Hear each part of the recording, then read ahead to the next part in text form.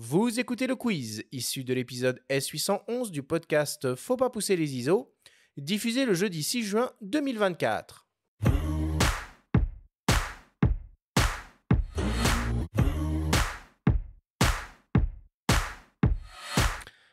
Pierre-Marie, le principe du quiz est très simple. Nous avons reçu des questions de la part de nos auditeurs qu'ils vous ont posées via notre compte Instagram. Nous en avons sélectionné quelques-unes et vous allez avoir seulement 30 secondes et pas une de plus pour tenter d'y répondre le plus clairement possible. Avez-vous bien compris la consigne ? Oui. Oui, pas de problème. Alors on commence avec une première question pour toi, Pierre-Marie, qui nous vient de Nord de Tout. J'ai commencé directement avec un hybride. Est-ce que j'ai raté quelque chose avec les réflexes ? J'en sais rien. Je dirais oui et non, puisque dans ces cas-là, quelqu'un qui avait commencé avec le réflexe pourrait dire la même chose avec les appareils télémétriques d'avant ou les chambres photographiques. Donc non, pour moi, on rate rien. Ça peut valoir le coup d'aller voir pour voir ce qui se faisait avant ou ce qui existait avant, mais je vois pas ce qu'on pourrait rater. Non, pour moi, on rate rien. T'en penses quoi, Marie, toi ? Je suis assez d'accord, je pense qu'on rate rien. Après, on peut toujours refaire un retour en arrière, en fait. Ça, on le dit, les réflexes sont encore là. Et on peut même aller à l'argentique si on veut vraiment faire un retour en arrière et de voir exactement comment ça fonctionne. Bon.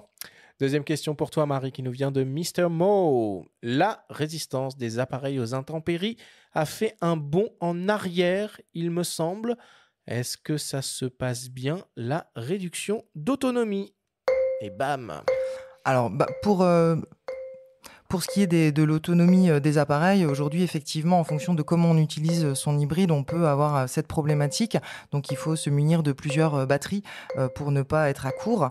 Après, au niveau de la résistance aux intempéries, c'est des appareils qui sont de plus en plus résistants. Les optiques aussi, en fait, il faut penser que c'est toujours un couple. Parce qu'on peut avoir un appareil qui est résistant, mais si l'objectif ne l'est pas, ça ne sert à rien. Donc, il faut toujours penser en termes de couple. Parfait. Troisième question pour toi, Pierre-Marie, qui nous vient de Théophile Imago Photo. Pourquoi est-ce qu'il n'y a pas de réglage de front et back focus alors que les appareils hybrides fonctionnent avec de la détection de phase ? Alors, il n'y a pas de détection, il n'y a pas de back ou front focus, de nécessité de faire des micro-réglages sur les hybrides, parce qu'on l'a dit tout à l'heure, la mesure d'AF se fait directement dans le plan du capteur, donc si elle est nette à la visée, elle sera nette sur l'image. Donc les problèmes de back et front focus de la technologie réflexe venaient du fait qu'on avait un système décalé qui n'était pas toujours calé au micron et que ça entraînait donc des décalages qu'il fallait compenser. Impeccable. Quatrième question pour toi, Marie, mais qui n'est pas vraiment une question. Ça nous vient de Johan Amonique. C'est cher. Oui, c'est cher. Mais comme on ça vient du cœur, je pense. Hein. Oui, non, mais c'est ça. Je pense qu'il y avait plusieurs points d'exclamation derrière. Non. Ouais. Oui, alors c'est assez cher. La photo est une passion qui coûte cher. Mais c'est vrai qu'on peut aussi aller sur des budgets moindres avec le micro 4 tiers où on a des objectifs de très bonne qualité, très peu coûteuses et très légères. Et puis le marché de l'occasion, on en a pas mal parlé au cours de l'émission. Faut regarder. Non. Cinquième question, qui est un peu la suite de celle-là pour toi, Pierre-Marie, qui nous vient de Claritago.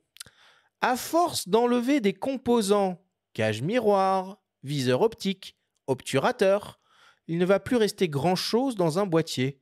Pourquoi est-ce que ça coûte alors aussi cher ? Alors ça coûte aussi cher pour l'instant, et peut-être définitivement, parce qu'on a une réduction du marché. Il y a de moins en moins de gens qui achètent des appareils photo. Donc forcément, les coûts de développement étant incompressibles, étant les mêmes quel que soit le nombre d'appareils qu'on vend, le coût de développement est réparti sur tout le monde, et donc forcément, les prix augmentent. Et malheureusement, je pense que c'est pas fini. Donc il faut s'attendre à ce que les prix des appareils photo continuent d'augmenter. Une précision, Marie ? En parlant de développement, c'est sûr que maintenant, quand on calcule le coût d'un achat d'un appareil, on n'a plus besoin de calculer le coût de développement de sa pellicule. C'est aussi pour ça que ça coûte plus cher. Oh là là, bravo. C'est jeu mot de Ça l'année, faisait là. longtemps que je l'avais pas entendu celle-là. Mais ok. Elle est facile, Ok, mais ok. c'est une réalité malgré tout. C'est vrai, c'est oui, mais Aujourd'hui, faut surtout parce prévoir que- le prix des cartes mémoire, de l'ordinateur, de la licence Lightroom. Et on en a peu parlé, ça, effectivement, des Voilà, fichiers qui sont de voilà. plus en plus gros et il faut avoir un ordinateur derrière qui tient la route. Argument contre argument. Ça dépend. En micro 4 tiers, les fichiers sont pas forcément plus gros. Enfin, ça dépend du système vers lequel on va, en fait. Ça dépend du système, ça dépend si on fait de la photo et de la vidéo. On est en mais train de post- relancer une émission. On est en voilà. train de relancer une émission. Ah ouais, on va repartir pour 3 heures, donc... Allez, pour terminer, une question de mes soins, une question qui tue. Pour tous les deux, et on va commencer par Marie. Si vous deviez faire aujourd'hui votre transition à l'hybride, vous choisiriez quel système, quel modèle, quelles optiques et pourquoi? 30 secondes. Alors, je choisirais le Canon R6 II parce que c'est un appareil qui a, contrairement au R5, a un capteur moins défini, donc on peut aller faire beaucoup plus de choses en luminosité. Canon, c'est la marque avec laquelle je travaille depuis toujours. Donc c'est du sensible là, c'est vraiment juste de On est dans l'affection. l'émotionnel. d'accord. Exactement, Ouais. et c'est une marque que j'ai toujours appréciée. Je trouve que c'est des produits qui sont fiables et qui sont simples d'utilisation. Et j'aime beaucoup leurs optiques également. Bon. Canon R6 Mark II. Pierre-Marie, à toi. Moi, ça dépendrait un peu de ma pratique. Si je veux faire du voyage, je prendrais plutôt un hybride avec un petit capteur pour que ça soit compact.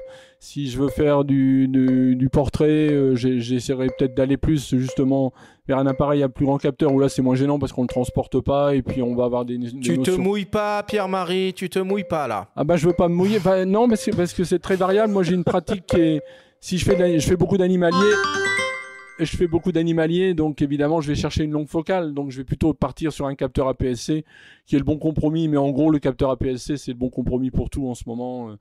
Et puis en plus quand on regarde bien entre tous les formats, que ça soit le 24-36, l'APS-C ou le micro 4 tiers, les notions de prix elles commencent quand même à plus être aussi vraies, quoi. Il y a des APS-C qui sont au prix du 24-36, il y a des micro 4 tiers qui sont au prix de l'APS-C ou du 24-36 aussi. Il faut vraiment choisir en fonction de sa pratique, je pense, plus qu'en fonction d'un capteur ou d'une taille de capteur. Oui, il y a quelque chose dont on a finalement très peu parlé, c'est assez paradoxal, c'est qu'une des raisons premières d'être de l'hybride, c'était le ratio poids-compacité, et que finalement les deux systèmes qui tiennent le plus ce pari, c'est l'APS-C et le micro 4 tiers. Allez, on conclut là-dessus. Merci à tous.